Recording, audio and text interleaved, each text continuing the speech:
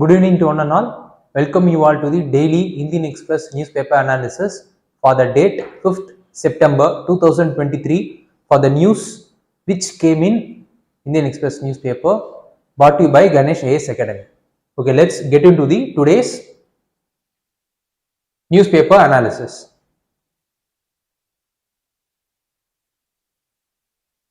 Yes, let's begin. Better for voter, better for citizen. So the article is related to the one nation, one poll, which right now the buzzword right now happening around the political arena for in our Indian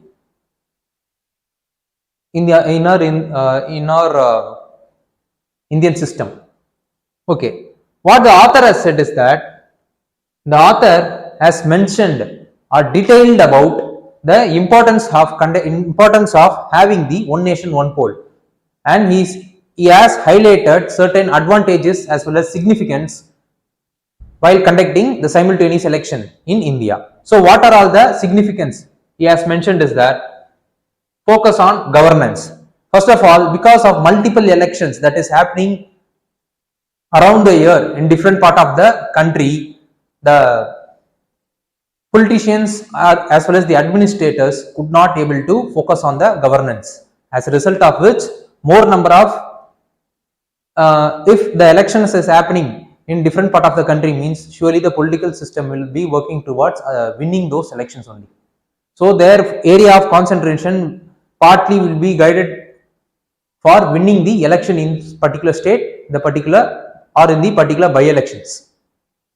So certain decisions, certain important decisions are the paperwork which requires the decision making from the top in the sense the political head as well as the executive head will be delayed. So this kind of delay will not take place when the simultaneous poll is implemented in India. Second is what the second important significance the author has mentioned is that the important decisions could not be taken because of the implementation of code of conduct which is in place in the particular state where the election is being conducted, and then the implementation of the already decided policy is also getting delayed because of the engagement of the politicians as well as the top administrators in the other area of work which is related to the election, and then political corruption will be reduced. See, if the election is going around the state, different state throughout the year, means surely the political parties need money in the form of donation from citizens or from the business communities for their expenditure. Such kind of resources, money which is taken from the citizen in the form of donation of business communities will be reduced, as a result of which the political corruptions or the nexus between the business community as well as the politicians for conducting the election or for the expenditure in the election will be reduced, and then Election Commission of India expenses will also be reduced. This is the common self-explanatory point. And then frequent redeployment of security forces will also be reduced. See, if the election is going to be taking place in particular state, means the central paramilitary forces or the state police forces will be engaged towards successfully implementing the code of conduct which is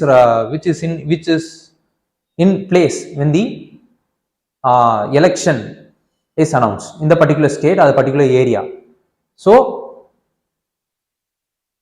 the security forces whose main aim is to protect the law as well as the order, and then protect the internal security of the system, will be diverted towards implementing the election duties, and then reduced populist policy. See, if the election is if the election is being conducted around the state for around the years, around the different period of time, means the central government or the state government will be in the mode of announcing populist policy to win the election.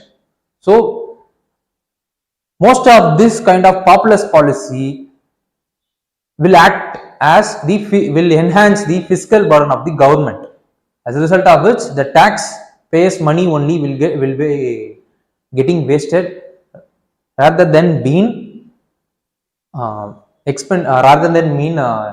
invested in the certain capital investments. And then using the same electoral roll. See, the same electoral roll can be used when the simultaneous election has been conducted, means there won't be any kind of upgradation as well as reforms or the upgradation in the technological error will be taking place, as a result of which the missing of the names of the particular person or the missing of any identity related to the particular person in the electoral roll will be minimized. And then it will act as benchmark for the global practice, which is already been made and around the countries. Right now in many countries like US, the simultaneous election is being implemented. So if we are going to implement the election, means we are matching the global standards. So this is what the advantages being quoted by the author in the articles. And finally, how he has concluded is that the decision regarding the one nation one poll should be made only after detailed discussion with all India political parties.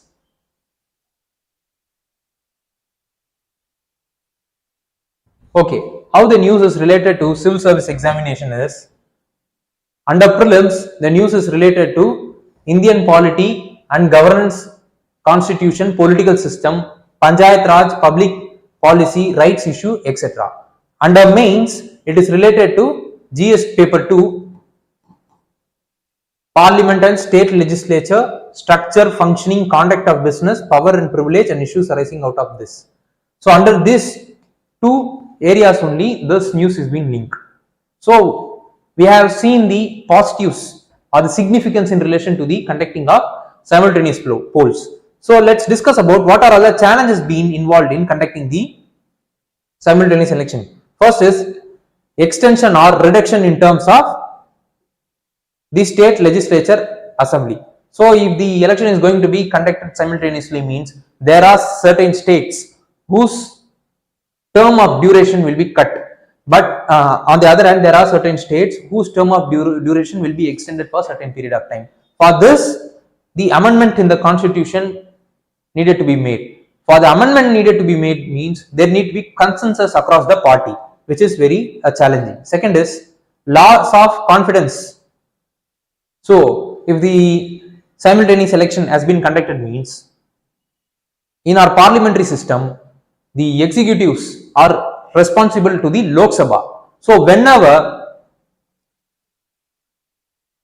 no confidence motion has been passed against the executives or the government in the Lok Sabha, means there will be a situation where the government will be falling. So whenever the government falls, means the re-election will be taking place. So if in the parliamentary system, we could not say that this kind of situation will never arise. It has happened in the history, it will happen in the future also. So it is a challenging clause. And in the case of hung assembly, either in the parliament or in the case of state legislature assembly, there will be delay in the formation of the government, as a result of which correspondingly the 5 years term, which the date on which it will be ended, will also get delayed. And then the most important challenge is the logistic challenge in conducting the one nation one poll. And then there is a threat to internal security also. How there is a threat is, so if the one nation one poll is going to be conducted, means then there is a requirement of huge amount of security forces, as a result of which the huge security forces work will be directed towards successfully conducting the elections or the election related duties, rather than controlling the or making the law and order situation in the country peaceful.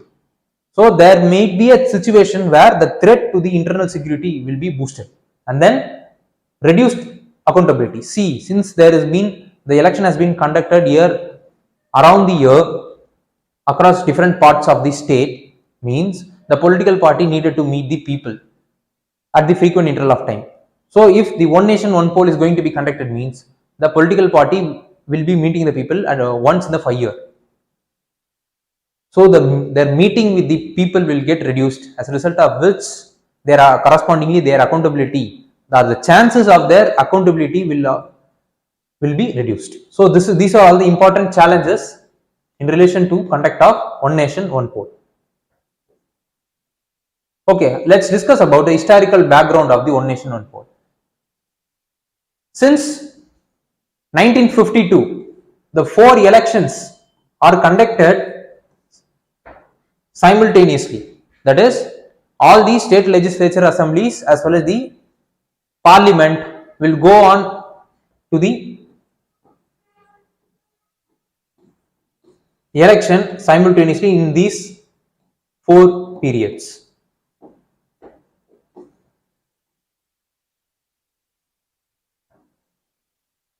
But after 1967, there was premature dissolution of state legislature assembly, but also the premature dissolution of the Lok Sabha also took place in 1970s, 1990s. As a result of which, the election for different for the center as well as the state has been conducted at the different period of time. So what is the way forward is that if the one nation one poll has to be conducted means there need to be a fixation of the date in the constitution itself, and then there need to be coupling of no confidence motion with the vote of confidence. So if the no confidence motion is being passed against the government means then correspondingly the vote of confidence needed to be passed against another party which enjoys the confidence in the Lok Sabha. As a result of which, the another party which comes to power after the fall of the government will continue the term for the rest of the period, and then the certain clauses which act as hindrance to the conduct of the one nation one poll need to be amended with the consensus of all political party across India. So these are all the important analysis in relation to the one nation one poll.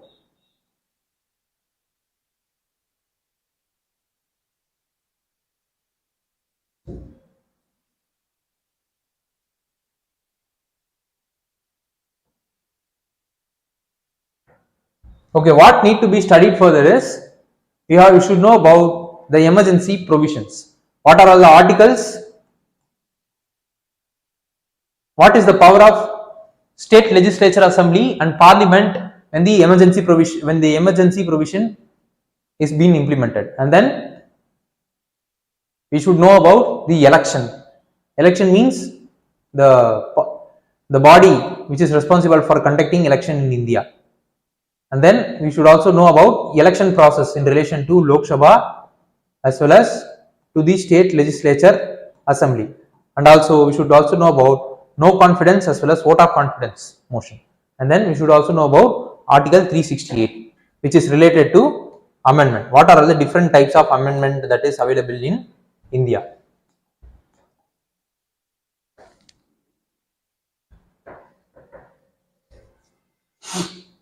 $37,000 alien species introduced by human activities, says report. So this is the news related to a report which is being released by IBPES, which has said that nearly 37,000 alien species has been introduced by human. And that water hyacinth, world's most widespread invasive alien species on the land, and lantana, a flowering shrub, is the second most widespread globally, and then black rat is the third most widespread alien species. Similarly, brown rat and house mouse are also widespread invasive alien species. So this could be the prelims pack. So they might be asking, they might be giving this as the option, and they will be asking which are all the widespread invasive alien species that is found around. So we have to take a note of it. And then how the news is related to UPSC exam is under prelims, it is related to general issue on environmental ecology, biodiversity and climate change that do not require subject specialization. And then on mains, it is related to GS3, conservation, environmental pollution, degradation and EIA, that is environmental impact assessment. So this is how the news has been related to the exam or the syllabus of the exam.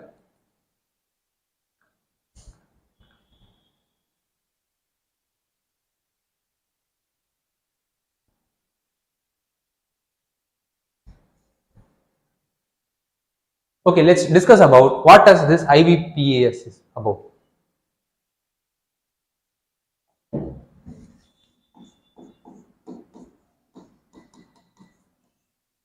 IBPAS is an intergovernmental body to strengthen the science as well as policy interface.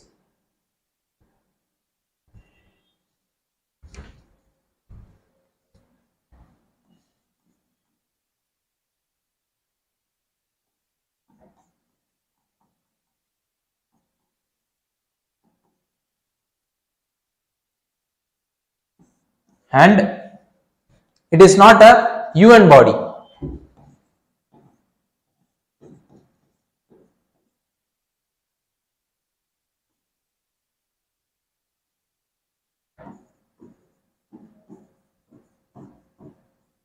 And it has some 137 members as a member of 137 member countries are part of this body, and then it is the membership is open to all the UN member countries. So they wanted to promote the interface between the policy as well as science. So these are all the important details in relation to IBPAS, which is called as Intergovernmental Science Policy Platform on Biodiversity and Ecosystem Service. Okay, let's discuss about the invasive alien species. First of all, what is the alien species? Alien species is the non-native organisms which has been introduced in particular land or the sea areas, and it will become invasive if its presence is being seen as threat to the surrounding ecosystem as well as the surrounding living creatures, and such kind of species are called as invasive alien species. And what kind of threat it develops is it will be acting as a threat to the ecosystem, which will disturb the ecological balances, as a result of which, if the particular alien species is destroying the surrounding ecosystems, means then the surrounding animals or the native animals food crops will be destroyed, as a result of which because of the scarcity in the food crops, these animals will be moving towards the area where the humans are living. So it may be leading to man-animal conflict. And then the cost of maintenance of the land will get increased. How it is increased means, see, the invasive alien species is like a weed. So if for example, if a farmer is going to harvest the particular land for the agriculture production, means he needed to take out this wheat by using the extensive agricultural tool, which involves huge time cost, human cost, as well as the tools cost, finance cost. So as a result of which, the input of the product which is being produced from that land as the agriculture produce will get increased, and then because of the threat to the ecological balances as well as the loss in relation to the ecosystem, there has been threat to the food security will be taking place. Okay, what is the reason why the invasive alien species is right now spreading across the world? Is because of the globalization. As a result of globalization, there has been increased movement between the countries by the people for the sake of tourism or trade or any other means. as a result of which the chances of taking or using the plants or animal species from one area to another area is getting increased. And then land use change is also acting as the cause for the spread of invasive alien species. And then lack of regulatory mechanism to regulate the invasive alien species in the country is also acting as a factor for the cause of its spread. And then, as I said, tourism. If a person is been coming from one place to another place, means by knowing or unknowing purpose, he might bring certain species which is not native to those areas. The species may be plant or any other animal species. And then biological control program is also acting as a threat. How the biological control program is acting as threat is because of the import of pesticides or the insects to destroy the pest that is available in the land for the agriculture production is also a major cause for the spread of the invasive alien species. And then public as well as environmental health concern is also acting as the threat for the spread of the invasive alien species. So what are the characteristics of the alien species is it has high adaptability, and then it has few predators in the areas in which it has invaded, and then it has ability to quickly reproduce. Similarly, it is very resilient. So because of these kind of characteristics, it has been spreaded throughout the world, and its rate of spreading could not be stopped or slowed down by the effort of human activities.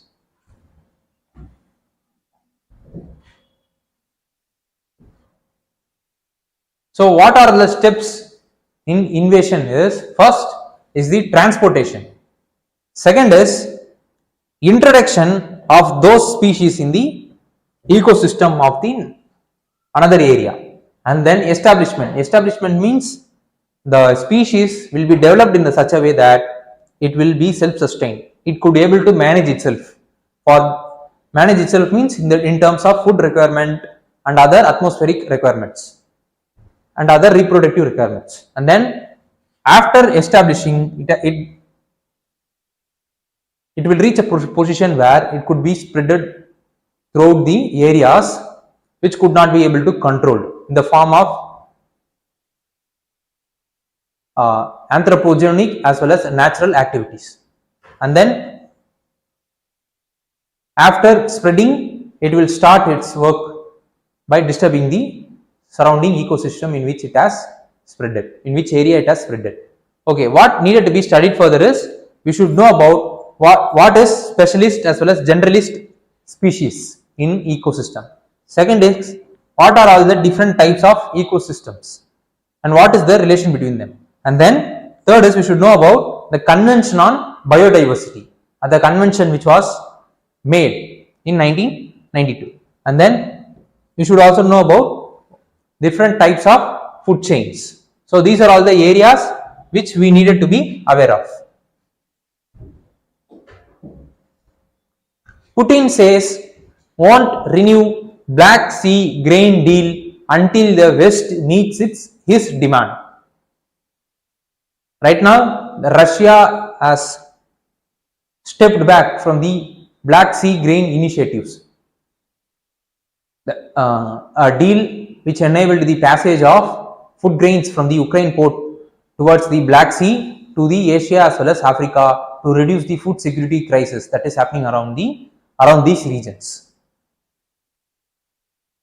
And the Russia said that it won't come back to the deal if the West has not fulfilled its demand. What the demand Russia is making is that the West needed to take back the sanctions that has been made against the Russia. So Because of these kind of sanctions, the exports from Russia, more importantly the agriculture products, is getting reduced or hindered.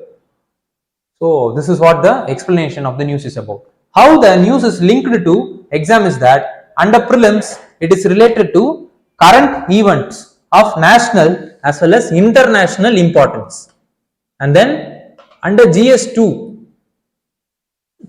it is related to bilateral, regional, global groupings and agreements agreements involving India or affecting India's interest. So these are all the areas under which it is GS2, under which this questions is related, this news is related.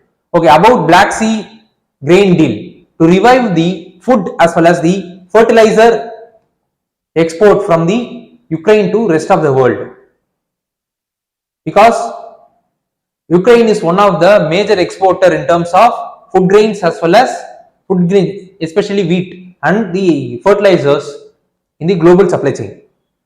And the deal has been brokered by Russia, Ukraine, United Nations as well as Turkey to transfer the food grains as well as fertilizers from the Ukraine ports like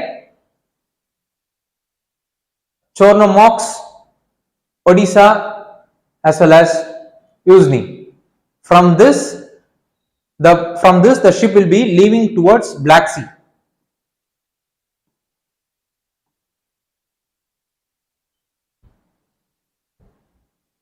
And then it will be moving towards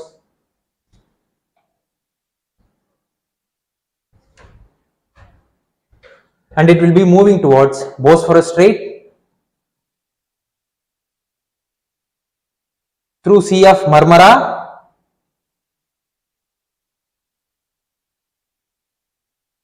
and then through Dardanelles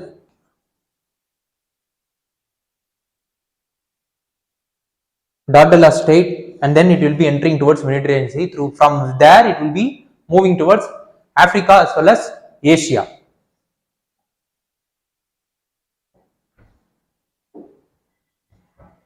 And the Joint Coordination Center has been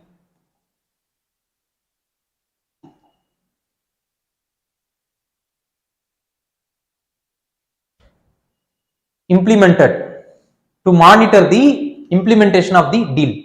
And the Joint Coordination Center contains senior members from Russia, Ukraine, United Nations as well as Turkey. And then United Nations is acting as secretariat for the Joint Coordination Center. Okay, how the deal is important is that it will be reducing the food security problem in the Asia as well as Africa, and then it will enhance the global supply of food grains, which in turn will be reducing the inflation that is prevailing across the globe, and more importantly the food related inflation. So these are all the importance or the significance or the outcome that the deal brings. Okay, let's discuss about the Black Sea. Black Sea is the sea that is located between east of Europe as well as west of Middle East, and it has been bordered by countries like Russia, Georgia, Turkey, and then Ukraine as well as Russia, Georgia, Turkey, Ukraine, as well as Romania and Bulgaria. So these are the border countries of the Black Sea. This Black Sea is very important for both Russia as well as Ukraine. Why it is important for Russia is that through this Black Sea, Russia aims to control the Mediterranean Sea. So if Russia won't be losing the Black Sea, won't be losing the accessibility to the Black Sea. That is why they have captured the Crimean Peninsula from the Ukraine in 2014 Crimean War. So the Mediterranean Sea is very important for the Russia. If they are going to control the Black Sea, means surely they could able to enter the Mediterranean Sea, as a result of which they could able to enter control the overall trade with the Europe as well as the North American countries. So that is how the importance of Black Sea for the Russias. And Russia and Ukraine combinedly exports nearly 27% of wheat, and then 15% of corn, and then 74% of the sunflower oil in the global supply chain. That's how important these two countries hold. So what we needed to be study further is, we should know about the Indian-Russian relationship. More importantly, the Russian oil import by India, and then we should also know about United Nations and United Nations Security Council. Then you should also know about the World Food Program, its structure, functioning, as well as important objectives. So these are all the other areas which we needed to be aware of. Government e-marketplace buys surge 80% in April-August, that is to 1 trillion. States are in the process of boarding in the government e-marketplace.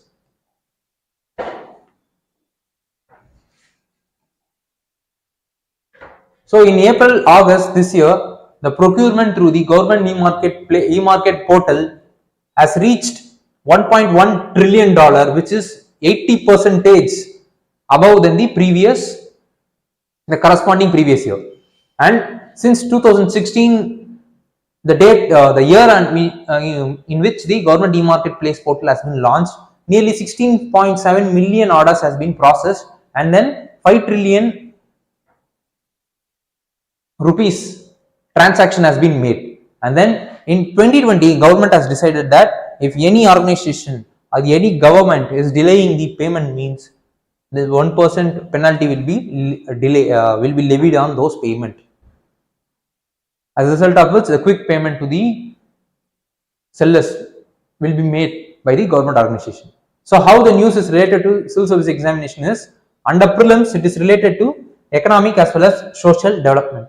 Under mains, in GS3, particularly GS3, it is linked to Indian economy and issues relating to planning, mobilization of resource, growth, development and employment.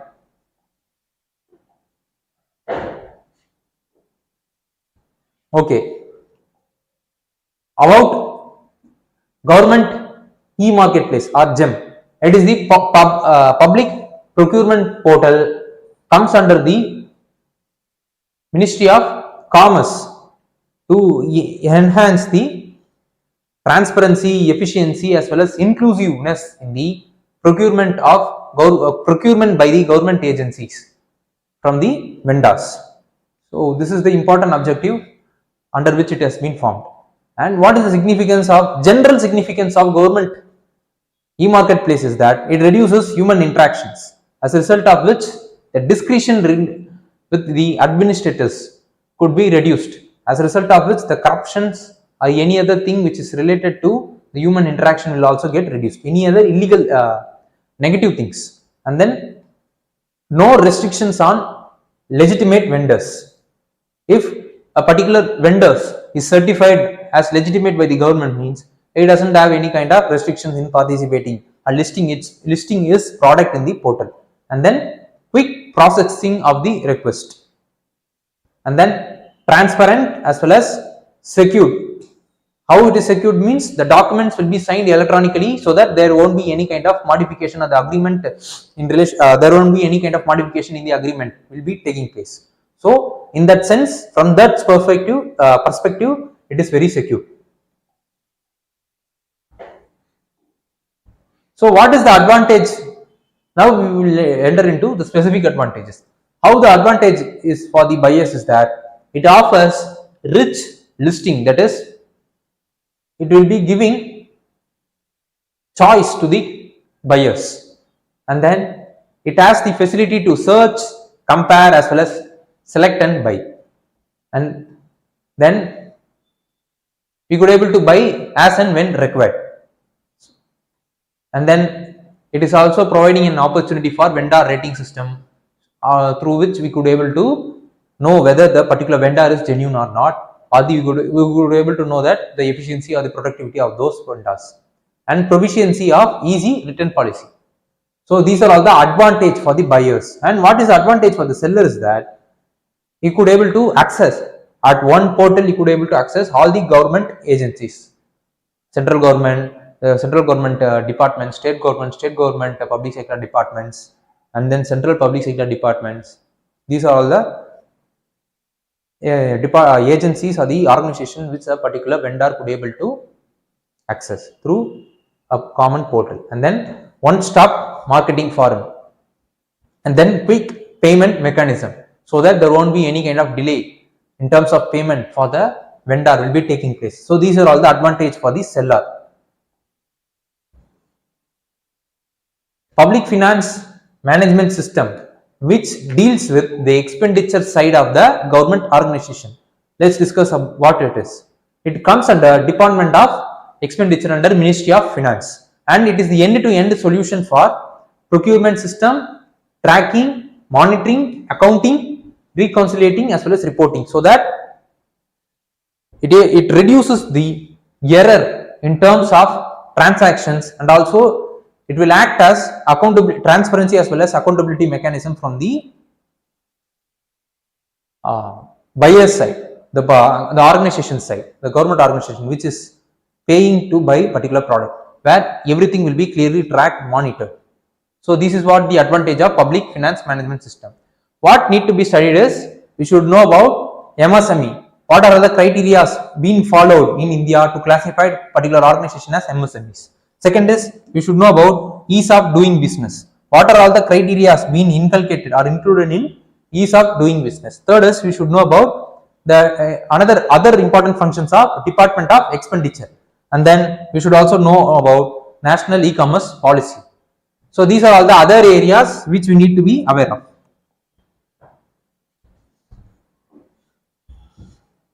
Celebrate culture as well as diversity on country in schools. Prime Minister to teachers. On the occasion of Teachers Day, 75 teachers have been selected for the National Teachers Award, which will be given by our President of India. PM highlighted during his speech or interaction with those 75 awardees how the teachers are very important for shaping the societal values by shaping the future generation values. So this is what the explanation of the news is. How the news is related to exam is that under prelims it is related to Indian polity and governance, constitution, political system, panchayat raj, public policy, rights issues. And under mains it is related to functions, responsibility of the union and the states, issues and challenges pertaining to federal structures and devolution of powers, finance and up to local level and challenges therein.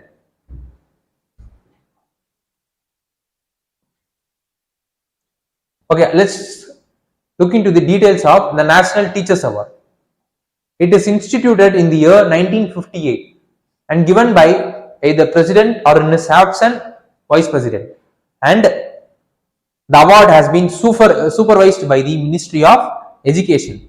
And then who are all the persons not eligible for National Teacher Award is a retired teacher who has not served in the calendar year in which the teacher award is given. The calendar not served for minimum 4 months up to April. And then person who is indulged in tuition or contractual teachers and Shiksha Mitra, these are all the persons who are not eligible. And then how a person will be getting the award is through the criteria which has been followed by the in the National Teacher Award. And how a particular person's criteria will be evaluated is only if he is registered by himself. Only self-registration. No one will be registering. No one should be registering on behalf of the particular teacher. So after registering, a strict evaluation criteria is there, where the evaluation will be taking place whether to give the award to this corresponding person or not. Okay, let's discuss about Teachers Day. It is the annual celebration which is observed in 5th September every year, and it is dedicated to honoring as well as commemorating birth anniversary of Dr. Sarvapalli Radhakrishnan. He is the first vice president and he is the only person to hold the presidency 2 times. The post of President of India for 2 times.